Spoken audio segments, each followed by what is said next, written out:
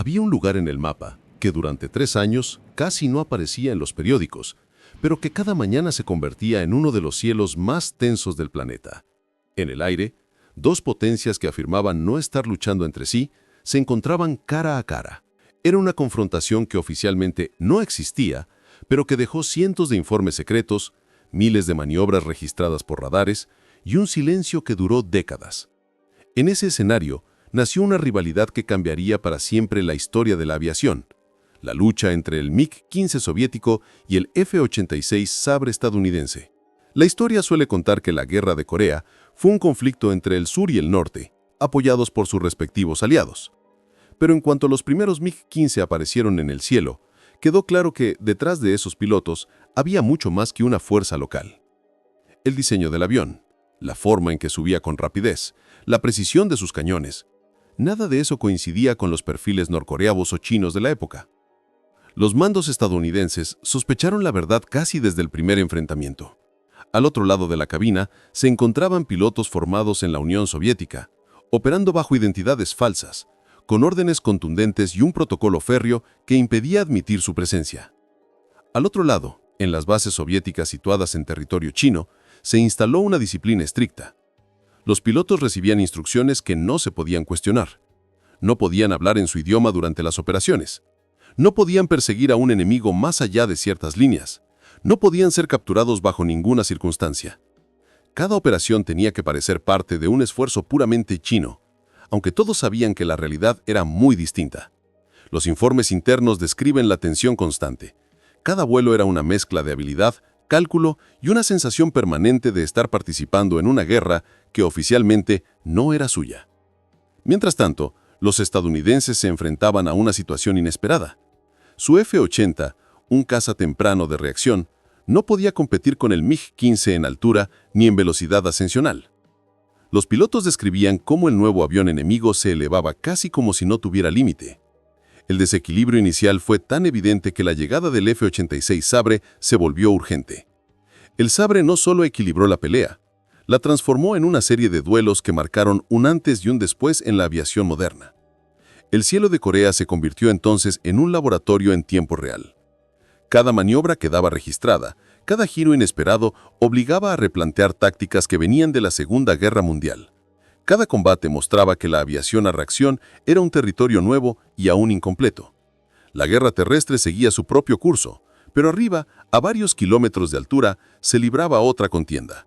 Silenciosa, precisa y tan decisiva que las dos superpotencias hicieron todo lo posible para ocultarla. Y aún así, los encuentros entre el MiG-15 y el F-86 eran tan intensos como para quedar totalmente enterrados. Los pilotos que regresaban contaban historias que no coincidían con los comunicados oficiales. En esas narraciones aparecían adversarios que parecían conocer perfectamente el terreno, ejecutaban maniobras avanzadas y dominaban técnicas que un piloto novato simplemente no podría dominar. El misterio crecía. ¿Quién estaba realmente volando esos aviones? ¿Cuántos enfrentamientos jamás fueron registrados? ¿Qué se ocultaba detrás de tantos informes incompletos? Este es el punto de partida de esta historia. Un cielo donde nadie admitía estar, pero donde cada día se encontraban los mejores pilotos del mundo probando fronteras tecnológicas que todavía hoy influyen en la aviación moderna. Cuando los primeros MiG-15 aparecieron sobre el río Yalu, muchos pilotos estadounidenses pensaron que se trataba de un nuevo modelo chino, quizá una evolución improvisada de los aviones soviéticos de la Segunda Guerra Mundial. Esa interpretación se desmoronó en cuestión de minutos. El MiG-15 no solo era más rápido que cualquier caza estadounidense desplegado en Corea al inicio del conflicto, sino que dominaba la altura con una facilidad que desconcertó a los estrategas de Washington. Los informes de los primeros encuentros describen un ascenso casi abrupto, como si el avión estuviera diseñado para escapar del alcance enemigo en cuestión de segundos. Lo cierto es que aquello no había sido improvisado, era el resultado de un proyecto que había cambiado la forma de construir cazas. El MiG-15 nació en los años en los que la aviación mundial buscaba desesperadamente entender cómo debía ser un avión pensado exclusivamente para la era del reactor. Hasta poco antes, muchos diseños seguían anclados a ideas de la Segunda Guerra Mundial. Alas rectas, cabinas poco presurizadas, velocidades subsónicas muy limitadas. Los ingenieros soviéticos rompieron con esa herencia. Apostaron por alas en flecha, una toma de aire frontal amplia y un fuselaje robusto que pudiera resistir las exigencias del vuelo a alta velocidad. El armamento también respondía a una nueva lógica: 2 cañones NR-23 y uno N-37, capaces de destruir bombarderos pesados con pocos impactos. Esto no era un detalle menor. En 1950, la mayor preocupación soviética era la flota de B-29 estadounidenses, que ya había demostrado su poder años atrás. Mientras tanto, en Estados Unidos se estaba gestando un avión que, aunque llegaría a Corea un poco más tarde, estaba destinado a convertirse en el rival directo del MiG. El North American F-86, Sabre, partió de una premisa parecida: dejar atrás todo lo anterior. Su diseño también incorporaba alas en flecha, un enfoque aerodinámico más afinado y un sistema de control avanzado para evitar las pérdidas repentinas a altas velocidades. Pero su verdadera fortaleza estaba en el manejo. Los pilotos lo describían como un avión que respondía casi con intuición, una máquina que convertía los movimientos más ligeros en acciones precisas. A diferencia del MiG-15, que priorizaba el ascenso y la potencia de sus cañones, el Sabre apostaba por el control en picada, la estabilidad y una mira giroscópica que ofrecía una ventaja tecnológica decisiva. Esta mira permitía calcular automáticamente la posición futura del enemigo, algo crucial en combates donde las velocidades dejaban muy poco margen de corrección. Los veteranos estadounidenses decían que la mira del F-86 enseñaba a disparar mejor de lo que uno podía hacerlo por instinto. El contraste entre ambos cazas creó un duelo particular. No se trataba simplemente de cuál era más rápido o más resistente. Cada uno exigía un estilo de combate distinto. Los pilotos soviéticos aprendieron a aprovechar la capacidad de ascenso del MiG, subir, atacar desde arriba y retirarse si la situación se volvía adversa. Los estadounidenses, en cambio, encontraban en el Sabre una ventaja en maniobras prolongadas y giros sostenidos, donde su avión mantenía la estabilidad incluso cerca de la barrera del sonido. Los informes de los primeros enfrentamientos muestran cómo ambos lados tardaron semanas en comprender las fortalezas del otro. Un comandante estadounidense describió que enfrentarse a un MiG-15 por primera vez era como pelear contra un adversario que siempre parecía estar más alto. Un piloto soviético, por su parte, contaba que el Sabre aguantaba giros que habrían destrozado a otros cazas. Era un choque de filosofías aerodinámicas, cada una con ventajas que el enemigo necesitaba aprender a neutralizar. Y mientras los pilotos se adaptaban, los estrategas observaban con atención. El choque entre MiG-15 y F-86 no era solo un duelo técnico, era el nacimiento de la aviación a reacción tal como la conocemos hoy. Nada volvería a ser igual. Había un tramo de cielo que, para los pilotos, significaba mucho más que un punto en el mapa. Lo llamaban MiG Alley, un corredor aéreo al noroeste de Corea del Norte, cerca del río Yalu, donde cada jornada podía convertirse en una cadena de maniobras, alertas y encuentros repentinos. A simple vista, no parecía un lugar especial, pero la realidad era que allí se concentraba una de las mayores tensiones estratégicas de toda la guerra. Los aviones estadounidenses debían escoltar bombarderos y realizar misiones de apoyo, mientras que los MiG soviéticos, chinos y norcoreanos protegían el espacio aéreo que servía de resguardo para sus bases. Cada lado sabía que ese pequeño fragmento del cielo era decisivo. La peculiaridad del corredor era su situación geográfica. Los MiG podían despegar desde bases situadas en territorio chino, cruzar la frontera en pocos minutos y entrar directamente en combate con ventaja de altura. La proximidad a sus aeródromos les permitía atacar, retirarse, volver a subir, reorganizarse y regresar al combate antes de que los cazas estadounidenses completaran su aproximación. Esta dinámica creó un ritmo propio, casi ritual. Los pilotos del Sabre sabían que, si subían demasiado al norte, corrían el riesgo de acercarse a zonas prohibidas que no podían cruzar. El desafío era encontrar un punto intermedio, lo suficientemente cerca como para interceptar a los MiG, pero sin violar líneas que podían desencadenar consecuencias políticas serias. La tensión aumentaba por las estrictas órdenes que recibían los pilotos soviéticos. No podían, bajo ningún concepto, cruzar ciertas coordenadas. También se les prohibía aterrizar en Corea, incluso en caso de emergencia. El objetivo era claro: evitar cualquier evidencia que confirmara su participación directa. Este tipo de restricciones generaba situaciones extremas. Un piloto soviético narró años después que durante una persecución tuvo al Sabre justo al alcance de tiro, pero tuvo que romper la maniobra al ver que de continuar se acercaría demasiado a la frontera marcada por sus superiores. El blanco estaba ahí, pero la orden era más fuerte, recordaba. Por su parte, los estadounidenses enfrentaban sus propios dilemas. Si perseguían a un MiG demasiado cerca de China, los centros de comando temían provocar un incidente internacional. Aunque los combates se producían a velocidades impresionantes, cada decisión llevaba implícita una tensión política. Los pilotos describían la zona como un escenario donde nada estaba completamente permitido, pero tampoco completamente prohibido. Esta ambigüedad convertía cada misión en un desafío mental, además de técnico. La región también tenía otra particularidad. Los MiG solían iniciar el combate desde arriba. Para los Sabre, esto significaba comenzar en desventaja. Por eso las patrullas estadounidenses se organizaban en formaciones escalonadas, como si se tratara de capas superpuestas que ofrecían cobertura mutua. El objetivo era interceptar a los MiG antes de que ejecutaran su clásico ataque descendente. Sin embargo, la teoría pocas veces coincidía con la práctica. La elevada altitud, las corrientes inestables y la rapidez de los encuentros hacía que en muchos casos los pilotos tuvieran que decidir en segundos si ascendían, giraban, ayudaban a un compañero o abandonaban una posición demasiado vulnerable. Los testimonios de la época muestran que MiG Alley era un lugar donde la rutina no existía. Un día podían pasar minutos sin avistar a un solo avión enemigo. Al día siguiente, una escuadrilla entera aparecía de golpe, lanzándose desde lo alto como flechas metálicas. Los pilotos comparaban esta zona con un escenario en penumbra donde nunca se sabía quién haría el primer movimiento. Cada vuelo era un pulso constante entre la vigilancia, la anticipación y una precisión casi instintiva para evitar caer en una trampa aérea. En ese corredor, la guerra se transformó en un arte táctico en permanente evolución.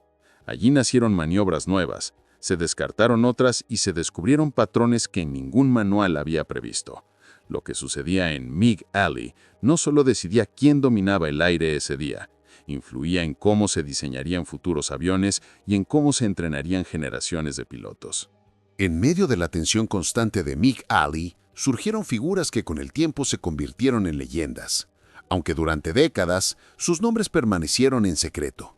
Los soviéticos, entrenados en bases chinas, y los estadounidenses desplegados desde Corea del Sur, compartían el mismo cielo y las mismas reglas tácitas de supervivencia. Pero cada uno tenía un enfoque completamente diferente para enfrentar el peligro. Los veteranos soviéticos, como Evgeny Pepelyev y Nikolai Sutyagin, se convirtieron en pilotos que dominaban la altitud y la velocidad, utilizando el MiG-15 para ejecutar ataques fulminantes y retiradas estratégicas. Por su parte, los estadounidenses como James Havara y Joseph McConnell explotaban al máximo la maniobrabilidad del Sabre, combinando giros sostenidos con disparos precisos gracias a la mira giroscópica. Los pilotos no solo competían contra el enemigo, luchaban también contra las condiciones extremas de vuelo. El frío cortante, la falta de oxígeno a grandes alturas y la presión de operar a velocidades que superaban los 1000 km/h exigían reflejos y concentración constantes. Cada maniobra incorrecta podía dejar al piloto fuera del combate y, en muchos casos, incapaz de regresar a su base. Sin embargo, las historias que relataban años después los veteranos muestran que, más allá del miedo, existía un profundo sentido de disciplina y camaradería. Los compañeros se cubrían mutuamente, compartían rutas de escape y aprendían a anticipar los movimientos del adversario. Uno de los aspectos más fascinantes era cómo los pilotos interpretaban la información en tiempo real. Los radares terrestres y aéreos ofrecían datos limitados y a menudo incompletos. Los pilotos tenían que tomar decisiones basadas en observaciones visuales, en la experiencia acumulada y en una intuición perfeccionada por horas de entrenamiento. Evitar ser emboscado por un MiG no dependía solo de la velocidad o la altura, dependía de entender los patrones del enemigo y predecir sus movimientos antes de que fueran ejecutados. Esta combinación de técnica, percepción y reflejos convirtió cada combate en un pequeño laboratorio táctico en el aire. Las historias de esos vuelos también destacan la relación entre la máquina y el piloto. No era suficiente dominar el MiG o el Sabre. Había que leer el avión, conocer sus límites y explotarlos sin sobrepasarlos. Por eso los veteranos cuentan que cada nuevo enfrentamiento era también un examen de autocontrol. Un piloto que lograba mantener la calma, manejar la presión y ejecutar maniobras precisas tenía más posibilidades de regresar intacto. La diferencia entre la victoria y la derrota muchas veces no estaba en la potencia del motor o en el calibre de los cañones, sino en la habilidad de quien estaba al mando. Aunque muchos de estos pilotos jamás fueron reconocidos públicamente en su tiempo, sus acciones marcaron el rumbo de la guerra aérea. Sus maniobras y tácticas se registraron en informes secretos que después sirvieron para entrenar a nuevas generaciones y para diseñar aviones con mejores capacidades de combate. Cada encuentro exitoso no era solo una victoria individual, sino un paso más en la evolución de la aviación militar moderna. MiG Alley se convirtió así no solo en un escenario de enfrentamiento, sino en un aula donde se enseñaba la ciencia del combate aéreo y donde pilotos de ambos bandos, invisibles para el público, escribieron capítulos fundamentales de la historia de la aviación. Aunque los combates sobre MiG Alley se libraban a cientos de kilómetros de distancia de la opinión pública, los resultados empezaron a generar debates intensos incluso dentro de los propios gobiernos. Una de las controversias más duraderas fue la diferencia entre los números oficiales reportados por Estados Unidos y los registros soviéticos. Mientras Washington afirmaba que la proporción de bajas era de 10 MiGs derribados por cada sabre perdido, los documentos soviéticos sugerían que la cifra era mucho más equilibrada, cercana al 1 a 1. Algunos meses incluso mostraban ventajas temporales para los MiG. Esta discrepancia no se debía únicamente a la propaganda, sino a la complejidad del combate aéreo. Identificar un avión derribado a veces era imposible, especialmente si se perdía de vista antes de caer o si cruzaba territorio hostil. La confusión se amplificaba con la participación de pilotos chinos y norcoreanos, cuya experiencia y coordinación variaban considerablemente. Muchos enfrentamientos implicaban fuerzas mixtas, donde un piloto soviético lideraba la maniobra, mientras que los demás debían ejecutar tácticas previamente ensayadas, sincronizando ataques y retiradas. Cada victoria o pérdida se registraba con cautela. A veces la información llegaba incompleta, otras veces era deliberadamente modificada para proteger secretos militares. Por eso los historiadores tardaron décadas en reconstruir la realidad de estos combates, comparando informes estadounidenses, soviéticos y chinos, además de testimonios de veteranos y archivos desclasificados. Los errores de conteo no fueron los únicos elementos que complicaron la evaluación de la efectividad de cada avión. Las condiciones climáticas, la altitud y la duración de los enfrentamientos influían en gran medida. Un MiG-15 que se alejaba de un sabre a gran altura podía considerarse perdido temporalmente por los estadounidenses, mientras que el piloto simplemente se reagruparía para volver a atacar. Del mismo modo, la fatiga de los pilotos y la limitación de combustible podían hacer que una aeronave abandonara el combate antes de ser derribada, distorsionando las cifras. Esta incertidumbre convirtió la estadística de la guerra aérea en un rompecabezas donde cada pieza debía evaluarse con cuidado. A pesar de estas dificultades, los informes muestran patrones claros. Los MiG-15 destacaban en ataques desde la altura, maniobras rápidas y sorpresivas, mientras que los F-86 Sabre tenían ventaja en giros prolongados y en enfrentamientos más sostenidos. Los pilotos aprendieron rápidamente a explotar las fortalezas de sus máquinas y a minimizar sus debilidades, desarrollando técnicas que serían la base de la aviación a reacción en décadas posteriores. Cada combate, cada enfrentamiento perdido o ganado era analizado meticulosamente, y la información obtenida alimentaba el desarrollo de nuevas tácticas, entrenamientos y mejoras en los aviones. La combinación de reportes incompletos, propaganda y la complejidad intrínseca del combate creó un aura de misterio que ha perdurado hasta nuestros días.